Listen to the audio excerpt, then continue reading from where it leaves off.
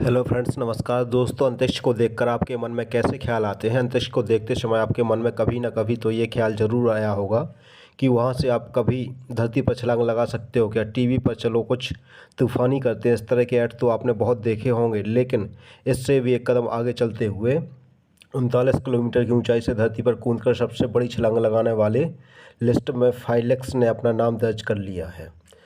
14 अक्टूबर 2012 को ऑस्ट्रेलिया के मशहूर स्काई ड्राइवर फाइलेक्स बमकार्टनर ने अमेरिका के न्यू मैक्सिको रोजवेल में आसमान में 39 किलोमीटर ऊपर जाकर छलांग लगाई थी। ये अब तक की सबसे बड़ी छलांग मानी जाती है और इस दौरान उनकी स्पीड 376 मीटर प्रति सेकंड तक पहुंच गई थी। और ऐसे में उन्होंने साउंड बैरियर को भी तोड़ दिया था, क्योंकि साउंड की स्पीड 343 मीटर प्रति सेकंड होती है। इस छलांग के दौरान फाइलेक्स 9 मिनट और 3 सेकंड तक हवा में रहे थे। इस दौरान वे बिना पैराशूट के हवा में धरती की तरफ आगे कर रहे थे। हाँ, इस बात का शुक्र मना सकते हैं कि उन्होंने एक स्पेशली डिज़ाइन किया हुआ सूट पहना हुआ था, वरना उनकी जान को भी खतरा हो सकता था। वैसे दोस्तों, स्काई ड्राइविंग का शौक़ रखने वाले लोग बहुत ही डेयरडेविल होते हैं। उनके अंदर ऊंचाइयों से कूदने का जैसे मानो जुनून सा सवार रहता है। अब देखना ये होगा कि फाइलेक्स के इस रिकॉर्ड को अब कौन सा दूसरा स्काई ड्राइवर तोड़ पाएगा।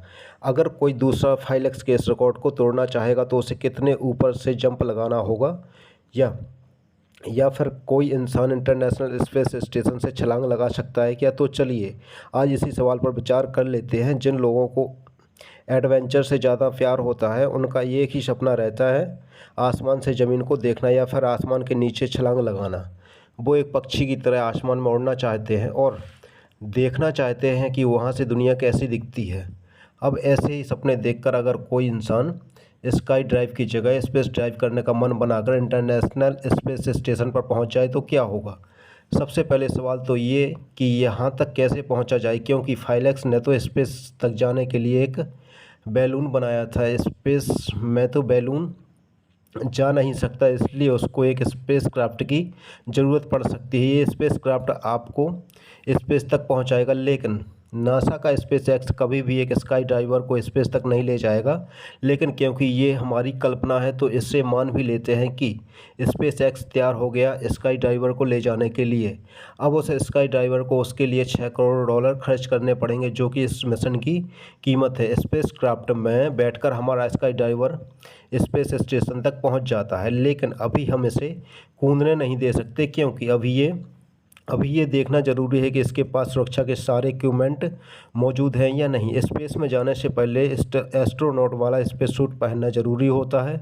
इसके पीछे ऑक्सीजन वाले सिलेंडर लगे रहते हैं, साथ ही इसके साथ पैराशूट बांधना बहुत मुश्किल रहता है। और दोस्तों, पैराशूट के बिना ज़मीन पर स्काई ड्राइव नहीं की जा सकती, और स्पेस सूट के बिना सोलर बेल्ट और ऊपर वाले वातावरण में गर्मी से राख हो सकता है, इसलिए ये दोनों चीज़ें इसके लिए ज़रूरी है। अब नॉर्मल वो किसी बिल्डिंग या आसमान में उड़ते हुए बैलून से छलांग नहीं लगाएगा। इसकी छलांग है ISS से, यानी इंटरनेशनल स्पेस स्टेशन से, जो कि धरती से 405 किलोमीटर की दूरी पर है, यानी फाइलेक्स के रिकॉर्ड से भी कई गुना ज़्यादा। चलो फिर हमारे स्काई ड्राइवर को अलविदा कह देते हैं, क्योंकि अब इसका स्पेस स्टेशन से कूदने का समय आ गया है। कूदने से पहले ऐसे 2 चीज़ों का ध्यान रखना होगा। पहला, ISS की ऑर्बिटल स्पीड 8 किलोमीटर प्रति सेकंड है और वो धरती की रोटेशन डायरेक्शन में उसके साथ ही रोटेट कर रहा है। दूसरा, धरती की खुद की ऑर्बिटल स्पीड 460 मीटर प्रति सेकंड होती है। ये याद रखना इसलिए ज़रूरी होता है क्योंकि अगर हमारा स्काई ड्राइवर धरती की रोटेशन डायरेक्शन में छलांग लगाता है तो कभी भी नीचे ज़मीन पर नहीं गिरेगा। ऐसा इसलिए क्योंकि स्पेस स्टेशन से जैसे ही वो छलांग लगाएगा तो धरती के चारों ओर अपनी एक अलग ऑर्बिट में रोटेट करने लगेगा। जब तक उसे रेस्क्यू नहीं किया जाएगा वो ऐसे ही घूमता रहेगा। ऐसे में ज़रूरी ये है कि या तो स्पेस स्टेशन उल्टी डायरेक्शन में घूमे, या वहाँ पर फिर ऐसा कोई इंतज़ाम किया जाए जिससे हमारे स्काई ड्राइवर को उल्टी डायरेक्शन में तेज़ी से ढकेला जा सके। यहाँ पर ये नहीं सोचना है कि स्काई ड्राइवर सीधे धरती की तरफ ही गिरेगा। स्पेस में जितनी स्पीड से वह नीचे आएगा उसी स्पीड से ही उसे धरती के अंदर एंटर होने में कम से कम 1 साल का समय लगने वाला है।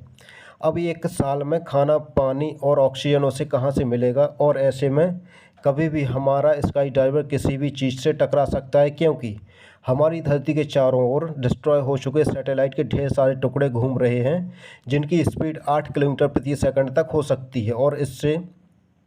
और इसमें से एक भी टुकड़ा अगर स्काई डाइवर से टकरा जाता है तो पल भर में उसकी मौत हो जाएगी, या यूं कहिए कि वो टुकड़ा उसके आर पार हो जाएगा। चलो मान लेते हैं 1 मिनट के लिए इन सबसे भी हमारा स्काई डाइवर बच निकला। अब उसने धरती के वातावरण में एंट्री ले ली है।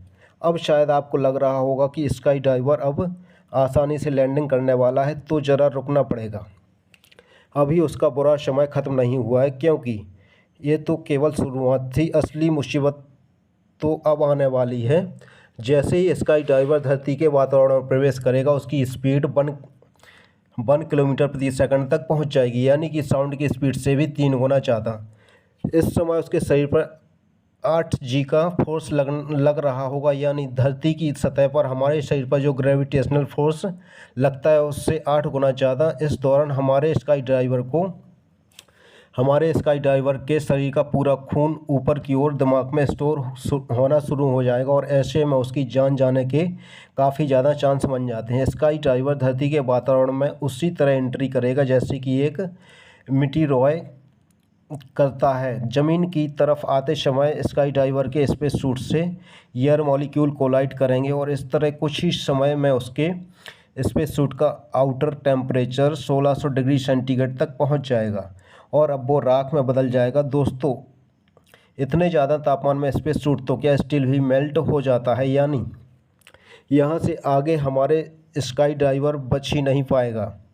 फिर भी अगर हम किसी फिल्म की कहानी की तरह से यहाँ से बचा लेते हैं तो इसकी यात्रा आगे बढ़ सकती है। अब उसके पास अगर पैराशूट मौजूद है तो यह ज़मीन से 1 किलोमीटर ऊपर उसे खोल लेता है, तो वह आसानी से ज़मीन पर उतर सकता है। इसके बाद दुनिया भर के टीवी चैनलों पर बस उसी का जिक्र होने वाला है।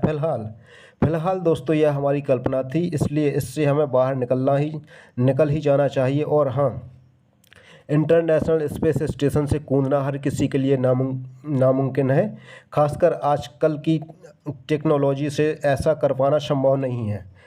आज की ये वीडियो आपको कैसी लगी हमें कमेंट करें, और ऐसी दिलचस्प वीडियोज़ के लिए आप हमारे चैनल को सब्सक्राइब जरूर करें। धन्यवाद।